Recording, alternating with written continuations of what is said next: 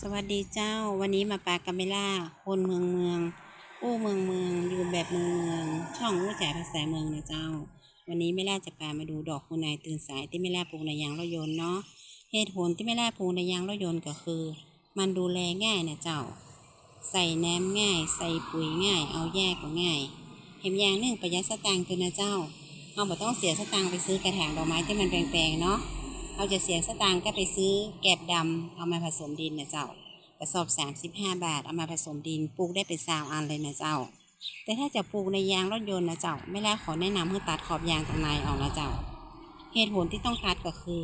เราจะได้ดอกนักเห็นจัดนักและงามแต่นะเจ้าอันนี้ไม่แลตัดอยู่1 เส้นเนาะเนี่ยเจ้าดอกก็จะเตียวมาตอนลุ่มแล้วก็จะปิดเพื่อหันขอบยางรถยนต์นะเจ้าอันนี้ไม่แลไม่ได้ตัดเนาะมันก็จะหันขอบยางแล้วก็ดอกก็มีต่างๆน้อยๆเดียวนะเจ้ามันก็บางงามแต่ใดเนาะเอาไว้คลิปหน้าไม่ลาจะมาแนะนำวิธีการตัดขอบยางต่างๆแบบง่ายๆนะเจ้าไม่ยิงเขาก็ตัดได้เจ้าเขาไม่ต้องไปรอประจ่ายเนาะ